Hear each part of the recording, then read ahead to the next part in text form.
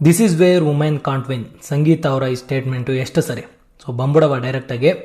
ಇವಾಗ ಮನೇಲಿ big boss ಹೇಳ್ತಾರೆ, ನಿಮಗೆ ಒಂದು ಟಾಸ್ಕನ್ನು ಕೊಡ್ತೀವಿ, 10 ಲಕ್ಷ ಬಹುಮಾನನೂ ಕೊಡ್ತೀವಿ. ಬಹುಮಾನ ಅಲ್ಲ, ನಿಮ್ಮ ದುಡ್ಡನ್ನ ನಿಮಗೆ ಕೊಡ್ತೀವಿ. ಅದಕ್ಕೆ ನೀವೊಂದು ಗೇಮ್ನ ಆಡಬೇಕು, ಅದರಲ್ಲಿ 4 ಜನ ಆಡಬೇಕು. ಇದರಲ್ಲಿ ಬಂದ್ಬಿಟ್ಟು ಮುಳುಗೋ ಸಾಮರ್ಥ್ಯ ಇರಬೇಕು ನೀರಲ್ಲಿ, ಹಾಗೆ ಏಮ್ ಮಾಡೋ ಸಾಮರ್ಥ್ಯ ಇರಬೇಕು ಅಂತ ಎಲ್ಲರೂ ಮೈಂಡಲ್ಲಿ ಬರುತ್ತೆ. ಮುಳುಗಬೇಕು ಅಂದರೆ ನೀರಲ್ಲಿ ಸ್ವಲ್ಪ ಈಜಾಡೋರಾದರೆ ಓಕೆ, ಏಮ್ ಮಾಡಬೇಕು ಕಣ್ಣು ಸ್ವಲ್ಪ ಶಾರ್ಪ್ ಇರೋರು ಓಕೆ ಅಂತ ಹೇಳ್ಬಿಟ್ಟು ಸಂಗೀತ ಅವರು ಗ್ಲಾಸ್ನ ಯೂಸ್ ಮಾಡ್ತಾರೆ. ಸೊ ಎಲ್ಲರ ಮೈಂಡಲ್ಲಿ ಏನು ಬರುತ್ತೆ, ಓಕೆ ಈ ಥರ ಓಕೆ, ಬಟ್ ಏಮ್ ಮಾಡೋದಿದೆ, ಯಾವ ಥರ ಟಾಸ್ಕ್ ಕೊಡ್ತಾರೋ ಗೊತ್ತಿಲ್ಲ. ಸೊ ಅವರು ಗ್ಲಾಸ್ನ ಯೂಸ್ ಮಾಡೋದ್ರಿಂದ ಪ್ರಾಬ್ಲಮ್ ಆಗ್ಬೋದು, ಬೇಡ ಅಂತಲೇ ಬರೋದು ಸಹಜ ಆಯಿತಾ. ಅಲ್ಲಿ ಇನ್ನೂ ಸಂಗೀತ ಅವ್ರನ್ನ ಲೀಸ್ಟಾಗಿ ಏನು ಯಾರೂ ಕನ್ಸಿಡರ್ ಮಾಡಿಲ್ಲ. ಎಲ್ಲರೂ ಲಾಸ್ಟಿಗೆ ಸ್ಟಕನ್ ಆಗಿದ್ದು ತುಕಾಲಿ ಅವರ, ಸಂಗೀತ ಅವರ. ತುಕಾಲಿ ಅವರು ಇರ್ತಾರೆ, ಸಂಗೀತ ಅವರು ಇರ್ತಾರೆ. ಏನು ಮಾಡೋ ವಿಚಾರ ಬಂದಾಗ ಗಾಗಲ್ ಯೂಸ್ ಮಾಡ್ತಾರೆ. ಸರಿ ತುಕಾಲಿಗೆ ಹೋಗೋಣ, ಎಲ್ಲರ ಆಯ್ಕೆ ರೈಟ್ ಇದೆ ಅಂತಲೇ ಅನ್ನಿಸ್ತು. ಅದು ಬೇಜಾರು ಮಾಡಿಕೊಂಡು ಅವ್ರು ಹೋಗಿ ಹತ್ಕೊಂಡು ಬರ್ತಾರೆ ಸಂಗೀತ ಅವರು. ಇವಾಗ ನಾನು ಆಡ್ತೀನಿ, ಪ್ರತಾಪ್ ಅವ್ರಿಗೂ ಇರುತ್ತೆ, ಆ ಕಡೆ ವರ್ತೂರವ್ರಿಗೂ ಇರುತ್ತೆ. ವರ್ತೂರವ್ರನ್ನ ಕನ್ಸಿಡರೇ ಮಾಡಲ್ಲ ಯಾವುದಕ್ಕೂ, ವರ್ತೂರ ತಲೆನೂ ಕೆಡಿಸ್ಕೊಳ್ಳಲ್ಲ. ಇವ್ರ ಹಣೆ ಬರೋಣ ಇಷ್ಟು, ಇವ್ರು ನನಗೆ ಯಾವುದಕ್ಕೂ ಕನ್ಸಿಡರ್ ಮಾಡಲ್ಲ. ಸೊ ಇವ್ರ ಹತ್ರ ಬಡ್ಕೊಳ್ಳೋದು ವೇಸ್ಟು. ಸೊ ಆರಾಮಾಗಿ ಇದ್ಬಿಡೋಣ ಅಂತ ಇದ್ಬಿಡ್ತಾರೆ. ಅಲ್ಲಿ 4 ಜನ ಯಾರೋ ಸಾಮರ್ಥ್ಯ ಇಲ್ದವ್ರನ್ನ ಸೆಲೆಕ್ಟ್ ಮಾಡವ್ರೆ, ಆಡಕ್ಕೆ ಬರ್ದಿದ್ದವ್ರನ್ನ ಸೆಲೆಕ್ಟ್ ಮಾಡವ್ರೆ, ಈಜೇ ಬರಲ್ಲ ಅವ್ರನ್ನ ಸೆಲೆಕ್ಟ್ ಮಾಡವ್ರೆ. ನಂಗೆ ಬರುತ್ತೆ, ನಂಗೆ ಯಾವ ಕನ್ಸಿಡರೇ ಮಾಡಿಲ್ಲ, ಸುಮ್ಮನೆ ಸೆಲೆಕ್ಟ್ ಮಾಡವ್ರೆ ಅಂದರೆ ಅದೊಂಥರ ಓಕೆ. ಅಲ್ಲಿ ನೋಡಿದ್ರೆ ಹೌದು, ಅವ್ರಿಗೂ ಕೆಪಾಸಿಟಿ ಇದೆ, ಇವ್ರಿಗೂ ಕೆಪಾಸಿಟಿ ಇದೆ. ಕಂಪೇರ್ ಮಾಡಿದಾಗ ಇವ್ರು ಲೋನೇ ಬರ್ತಾರೆ, ಇವ್ರು ಐಯೇ ಬರ್ತಾರೆ ಅಂದರೆ ಇದು ಮೇಲಿದ್ದವ್ರಲ್ಲೇ ಹೋಗ್ಬೇಕು ತಾನೆ.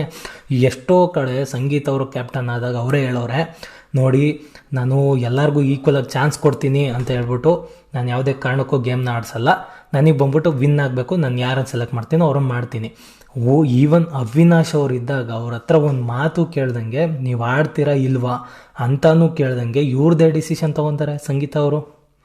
ಅವಾಗ ಅವ್ರು ಎಷ್ಟು ಸರಿ ಇದ್ದರು. ಇವಾಗ ಅವ್ರು ಹೇಳಿ ನೀವು ಒಪಿನಿಯನ್ನ ಕೊಟ್ಟು ರೈಟ್ ರೀಸನ್ನ ಕೊಟ್ಟು ಎಲ್ಲನೂ ಹೇಳಿದಾಗ ಅಲ್ಲಿ ಬಂದ್ಬಿಟ್ಟು this is where women can't win ಅಂತ ಹೇಳ್ಬಿಟ್ಟು ಸುಮ್ಮನೆ ಅವ್ರ ಪಾಡಿಗೆ ಅವರು ಆ ಕಡೆ ಈ ಕಡೆ ಮಾತಾಡ್ಕೊಂಡು ಓಡಾಡ್ಕೊಂಡು this is where women can't win, ಹಂಗಲ್ಲ ನಾನು ಹೇಳಿದ್ದು ಹಿಂಗೆ ಅಂತ ಹೇಳ್ಬಿಟ್ಟು ನಿಂತ್ಕೊಂಡು ಓಡಾಡಿದ್ರೆ ಏನು ಬರುತ್ತೆ? ಇಲ್ಲ, ರೈಟ್ ರೀಸನ್ ಅಂತೂ ಅವ್ರ ಹತ್ರ ಇಲ್ಲಕ್ಕೆ ಇಲ್ಲ, ಮಾತಾಡೋಕ್ಕೆ ಏನೂ ಉಳಿದಿಲ್ಲ. ಅಲ್ಲಿ ಸುಮ್ಮನೆ ಏನೋ ಒಂದು ಮಾತಾಡಿಕೊಂಡು ಅವ್ರಿಗೆ ಇವಾಗ ಫಿನಾಲೆ ಹತ್ತತ್ರ ಬಂದಾಗ ಆ್ಯಕ್ಚುಲಿ ವುಮೆನ್ ಯಾರೋ ಒಬ್ರು ವಿದ್ನಾಗತ್ತಿದ್ರೆ ಸಂಗೀತ ಅವರು ಅನ್ನೋ ಒಂದು ಮಾತು ಎಲ್ಲರ ಬಾಯಲ್ಲೂ ಇದೆ. ಇವ್ರು ಈ ಥರ ಆಟ ಆಡ್ತು, ಬೇರೆ ಥರ ಸ್ಟೇಟ್ಮೆಂಟ್ ತೊಗೊಳ್ತು ಅಂತ ಅಂದರೆ ಎಲ್ಲೋ ಒಂದು ಕಡೆ ಮಿಸ್ ಹೊಡೆಯೋ ಚಾನ್ಸಸ್ಸು ತುಂಬಾ ಇದೆ. ಸಂಗೀತ ಅವರು ಇನ್ನೊಂದು ಕಡೆ ತಪ್ಪು ಮಾಡ್ಕೊತಾರೆ. ಅದು ಎಲ್ಲಪ್ಪ ಅಂದರೆ ನಮ್ರತಾ ಅವ್ರ ಜೊತೆ ಲಾಸ್ಟಲ್ಲಿ ಕೂತ್ಕೊಂಡು ಮಾತಾಡ್ತಾ ಇರ್ತಾರೆ. ಏನಂದರೆ ತನಿಷಾ ಒಂದು ವರ್ಡ್ ಸಿಗೋದನ್ನೇ ಕಾಯ್ತಾ ಇರ್ತಾರೆ, ಆಮೇಲೆ ಒಂದು ವರ್ಡ್ ಸಿಕ್ಕಿದ್ರೆ ಬಿಡಲ್ಲ, ಹಂಗೆ ಅದನ್ನೇ ಹಿಡ್ಕೊಂಡು ಕೂತ್ಕೊತಾರೆ ಅಂತ ಹೇಳ್ಬಿಟ್ಟು ತನಿಷಾ ಅವ್ರ ಜೊತೆ ಸಂಗೀತ ಅವ್ರಿದ್ದಾಗ ನಮ್ರತಾ ಅವರು ಚಮಚ ಅನ್ಸೋದು, ವಿನಯ್ ಅವ್ರ ಕಡೆ ಇದ್ದಾರೆ ಅನ್ಸೋದು.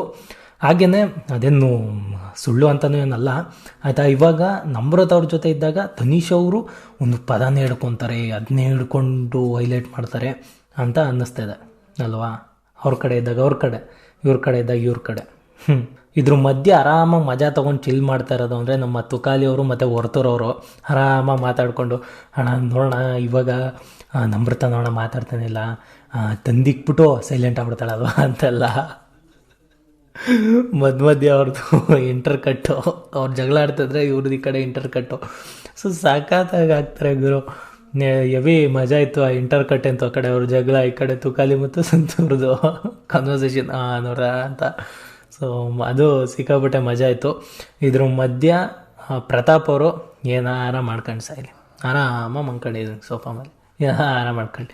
ಸಂಗೀತ ದೀದಿ ಹಿಡ್ಕೊಂಡು ಬೈತವ್ರು ಸಂಗೀತ ದೀದಿಗೆ ಅಂತ ಏನಾಯ್ತೈತೆ ಅಂತಲೂ ಹಿಂಗೆ ನೋಡಲಿಲ್ಲ, ಏನಾರ ಮಾಡ್ಕೊಂಡು ಹೋಗಿ ನನಗೆ ನನ್ನ ಜೊತೆನೂ ಜಗಳ ಆಡ್ತಾರೆ ಸುಮ್ಮನೆ ಅಂತ ಹೇಳ್ಬಿಟ್ಟು ಎಲ್ಲೋ ಒಂದು ಕಡೆ ಡಾಮಿನೇಷನ್ ಅದೆಲ್ಲ ಸಿಕ್ಕಾಪಟ್ಟೆ ಹರ್ಟಾಗಿ ಆರಾಮಾಗಿ ಇವಾಗ ಒಂದು ಕಡೆ ಸೆಟ್ಲ್ ಆಗ್ಬಿಟ್ಟಿದ್ದಾರೆ ಪ್ರತಾಪ್ ಅವರು ಅಂತ ಅನ್ಸುತ್ತೆ. ಹಾಗೆ ಪ್ರತಾಪ್ ಅವ್ರೂ ಯಾಕೋ ಬರ್ತಾ ಲಯ ಕಳ್ಕೊಳ್ತಾ ಇರೋಂಗೆ ಅವರೇ ಯಾಕೋ ಈ ವಿನ್ನಿಂಗ್ ಝೋನು ಬೇರೆ ಕಡೆ ಶಿಫ್ಟ್ ಆಗ್ತಿರೋ ಥರ ಕಾಣಿಸ್ತದೆ.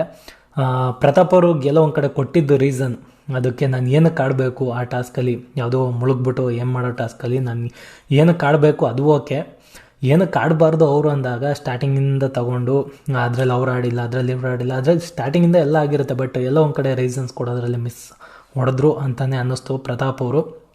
ಹಾಗೆ ಗೇಮಲ್ಲಿ ಆಟ ಆಡಿ ಒಂದು 4 ಲಕ್ಷ ಕಳ್ಕೊಂಡಿದ್ದಾರೆ. ಒಂದು 7 ಪ್ಲಸ್ ಒಂದು 4 ಎಷ್ಟಾಯಿತು, 11 ಲಕ್ಷನ ಇವತ್ತಿನ ದಿನ ಗಳಿಸಿದ್ದಾರೆ. ಸೊ ಟೋಟಲ್ ಇವಾಗ 36 ಲಕ್ಷಗಳಾಗಿದೆ. ಸೊ ನೋಡುವ ನಾಳೆ ನಾಡಿದ್ದು ಎಲ್ಲ ಎಷ್ಟು ಗಳಿಸ್ತಾರೆ ಅಂತ ಹೇಳ್ಬಿಟ್ಟು. ಹಾಗೆ ಇವರ ಒಂದು ಏನು ಮನೇಲಿರೋರು ಈ ಟಾಸ್ಕು ಇದೆಲ್ಲ ಬಿಟ್ಟರೆ ಈ ಕಡೆ ಒಂದು ನೆಕ್ಸ್ಟ್ ಸೈಡಿಗೆ ಬಂದರೆ ಸೊ ಎಲ್ಲ ಒಂದು ಕಡೆ ಕೂತ್ಕೊಂಡು ಅನ್ಯೋನ್ಯವಾಗೆಲ್ಲ ಮಾತಾಡ್ತಾ ಇರ್ತಾರಲ್ಲ, ಅವೆಲ್ಲ ತುಂಬ ಚೆನ್ನಾಗಿ ಅನಿಸುತ್ತೆ, ತುಂಬ ಖುಷಿಯಾಗುತ್ತೆ ನೋಡೋಕೆ ಕೂಡ. ಬಟ್ ಟಾಸ್ಕ್ ಅಂತ ಬಂದಾಗ ಆಡಲೇಬೇಕು, ಅದನ್ನು ಹೆಂಗೆ ಆಡ್ತಾರೆ ಅದು ಕೂಡ ಇಂಪಾರ್ಟೆಂಟ್ ಆಗುತ್ತೆ. ಎಲ್ಲೋ ಒಂದು ಕಡೆ ಬರ್ತಾ ಇತ್ತೀಚೆಗೆ ವಿನಯ್ ಅವರು ತುಂಬ ಸ್ಮೂತ್ ಆಗಿದ್ದಾರೆ. ಹಾಗೆ ಎಲ್ಲೋ ಗೇಮಲ್ಲಿ ಲಯನ ಕಂಡ್ಕೊತಿದ್ದಾರೆ ಅಂತ ಅನ್ನಿಸ್ತದೆ. ಹೀಗೆ ಕಂಟಿನ್ಯೂ ಆಯಿತು ಅಂತ ಅಂದರೆ ಜನಗಳ ಒಪಿನಿಯನ್ ಕೂಡ, ಅವರ ಅಭಿಪ್ರಾಯ ಕೂಡ ವಿನಯ್ ಅವ್ರ ಮೇಲೆ ಚೇಂಜ್ ಆದರೂ ಆಗ್ಬೋದು. ಇಲ್ಲಿ ಫಿನಾಲೆ ಗಂಟ ಏನು ಹೇಳೋಕ್ಕಾಗಲ್ಲ. ಸೊ ಇಷ್ಟು ಹೇಳ್ತಾ ನಾನು ವಿಡಿಯೋ ಇಲ್ಲಿಗೆ ಮುಗಿಸ್ತಾ ಇದ್ದೀನಿ. ಹೋಪ್ ನಿಮ್ಮೆಲ್ಲರಿಗೂ ವಿಡಿಯೋ ಇಷ್ಟ ಆಗಿದೆ ಅಂತ ಅಂದ್ಕೊತೀನಿ. ವಿಡಿಯೋ ಇಷ್ಟ ಆಗಿದ್ರೆ ಚಾನಲ್ನ ಸಬ್ಸ್ಕ್ರೈಬ್ ಮಾಡ್ಕೊಳ್ಳಿ, ವಿಡಿಯೋಗೆ ಲೈಕ್ ಮಾಡಿಲ್ಲ ಡಿಸ್ಲೈಕ್ ಆದರೂ ಮಾಡಿ, ಏನಾದರೂ ಒಂದು ಮಾಡಿ ಹಾಗೆ ಹೋಗ್ಬೇಡಿ ಅಂತ ಹೇಳೋಕ್ಕೆ ಇಷ್ಟಪಡ್ತಾ. Thanks for watching.